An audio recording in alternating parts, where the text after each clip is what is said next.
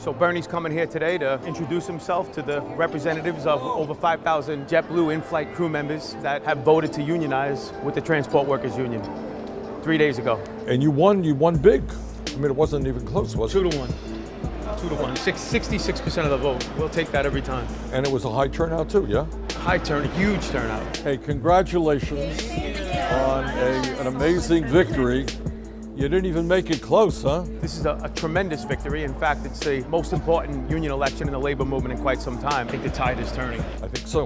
I think so. Anecdotally, I believe, as a guy that's out there with workers constantly, I believe the tide is turning. People have taken enough crap for too many years, yeah? You're not kidding. And they're beginning to fight back. JetBlue actually has done some very underhanded, dirty things to their in-flight crew members, and certainly some of those things led to this unionization effort. Why did people decide to join the union? People wanted to feel secure that they were going to have their career going forward long term. First of all, JetBlue considered everybody at-will employees, meaning that they could be fired on a whim. Promotions, firings, very arbitrary. You have no... Very arbitrary is exactly the word. Recently, JetBlue started offering customers money, a bounty, for any passengers that would report on a flight attendant on a cell phone, flight attendant perhaps out of uniform, perhaps there was an allegation that the flight attendant was rude, and all of this would be done under cloak and dagger, and the flight attendant, the in-flight crew member who was the subject of this bounty hunt, wouldn't even have a chance to cross-examine the person making the allegation. So does it happen that some of your friends may have been fired or suspended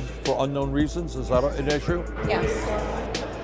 It's going to be a significant part of this contract effort is to establish a due process clause that will prevent JetBlue from making unilateral decisions about the employment of in-flight crew members. We're just looking for a grievance process with binding arbitration instead of the company having the final decision. Investigations are not transparent. You don't know what's happening. Workers are stepping up and realizing that it's time. The pendulum has swung. The union election is only the first step. The next big step in this process is getting these in-flight crew members under the security of a union contract. Tell people what kind of hours you work. If we're delayed and we choose to work for 24 hours, they'll allow us to work for 24 hours until we call and ask to be pulled off. And if we're delayed 8 hours in the terminal, we're not getting our full salary for that time. We get a different pay. We get time away from base pay, which is a fraction of our normal pay. What percentage roughly? It's $2 an hour. $2 an hour. Correct. So if you're spending 8 hours in a terminal, you end up with $16 of wages? Holy moly. So we don't like delays any more than the customer. I mean, it's like working for nothing, isn't it? Once we secure that union contract, their livelihoods will be more secure, their economic life will be better, they'll have control of their own destiny, they'll have a voice at the table. This is the ultimate act of democracy in the workplace. You can work for up to 14 hours a day. And that's without a delay. Scheduled. Whoa. So we can work more than that. Up to 18.